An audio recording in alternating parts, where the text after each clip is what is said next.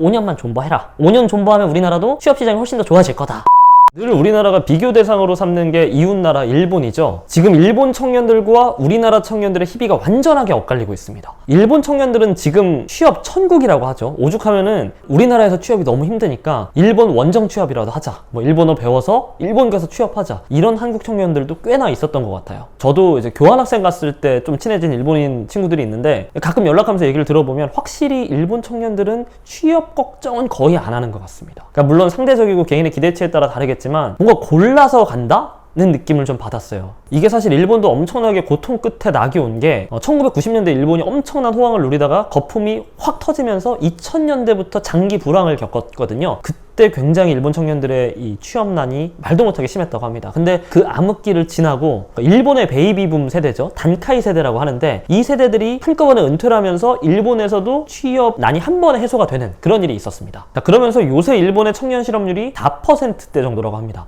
2000년대 12%였다고 하니까 거의 3분의 1 수준으로 줄어든 거죠. 이 4%라는 수준이 어느 정도냐면 일본의 경제 호황기, 그러니까 1990년대하고도 거의 비슷한 수치인 겁니다. 그러니까 결국 어쩔 수 없는 이 망고의 진리는 이 윗세대가 조금 은퇴를 해줘야 아랫세대에게 자리가 생긴다는 거를 일본의 사례가 반증을 하고 있는 거죠. 자, 지금 우리나라는 어떨까요? 우리나라가 6월 기준으로요 8.9%, 그러니까 거의 9%입니다. 일본의 4%에 비하면 거의 2배를 훌쩍 넘는 수치인 거죠. 그러니까 우리나라 취업난이 얼마나 심한지가 드러나고 있는 상황입니다. 그래서 이 청년들 위로한답시고 어떤 이야기들도 있냐면 우리나라가 일본 한 5년, 10년 정도 미래의 모습이라고 하니까 한 5년만 존버해라. 5년 존버하면 우리나라도 취업시장이 훨씬 더 좋아질 거다. 그러니까 조금만 참아라. 이런 이야기들이 나오는 것 같더라고요. 과연 우리나라가 일본 취업시장을 따라가서 한 5년 정도 있으면 지금의 뭐 20대 초중반 청년들은 취업할 때쯤 되면 훨씬 더 나은 환경에서 어떻게 보면 고용시장을 맞이할 수 있을까? 저는 그렇게 생각하진 않습니다. 이유가 뭔지 한번 끝까지 한번 들어보시죠. 자, 먼저 첫 번째 이유는 일본은 우리나라에 비해서 훨씬 더 노동 집약적인 사회입니다. 그러니까 쉽게 얘기하면 우리나라에 비해 조금 IT, 소프트웨어 발달이 조금 늦었다라고 할 수 있을 것 같아요. 그러니까 뭐 예를 들어보면 일본은 지금도 택배 받을 때도 뭐 도장 찍어야 된다고 하고요. 회사에서 결제 받을 때도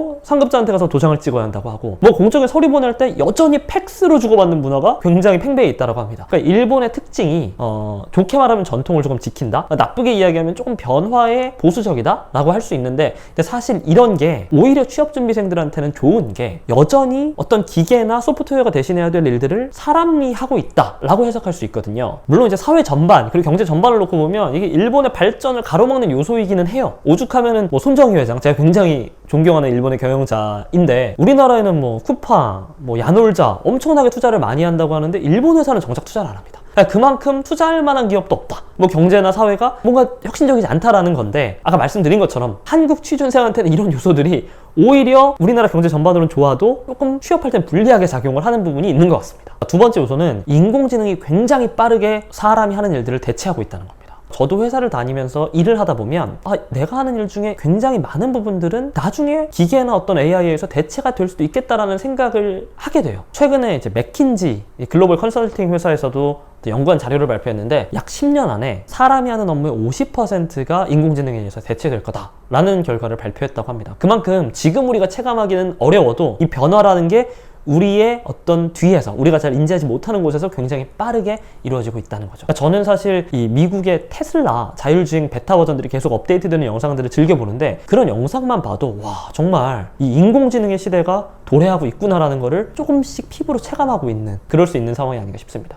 자, 기업들은 어떨까요? 기업들도 결국 첫째로는 인건비를 줄여야 되고, 두 번째는 이 산업 경쟁력을 유지하기 위해서라도 자동화 설비 그리고 인공지능적인 요소들을 많이 도입할 수밖에 없겠죠. 그렇지 않으면 또 도태될 테니까요. 마지막으로 이 정년 연장 가능성입니다. 요새 대통령 선거를 또 내년 앞두고 있기 때문에 그런지 계속 이 물밑에서 조금씩 공론화되고 있는 게 정년 연장에 대한 논의가 나오고 있습니다. 현재 우리나라 정년이 60세까지인데 65세까지는 늘려야 하지 않나? 또 늘릴 여력이 있지 않나? 하는 주장인 거죠. 더구나 이 정년 연장을 내년 대선의 어떤 공약으로 내세우는 정당도 있는 것 같습니다. 사실 생각해보면 첫째로는 정년 연장하면 얼핏 들으면 수혜보는 사람은 있는데 피해보는 사람은 없는 것 같으니까 뭔가 사람들에게 내세우기도 좋은 구호고요. 두 번째로는 아무래도 인구 구조상 20, 30대보다는 40, 50대 정년을 앞두고 있는 사람들의 비중이 훨씬 많기 때문에 선거공학, 그러니까 표를 위해서도 굉장히 현명한 선택일 수 있습니다. 자, 근데 요새 워낙에 이 청년들의 분노가 여기까지 차 있다 보니까 정치권에서도 조금씩 눈치를 보기는 합니다. 정년 연장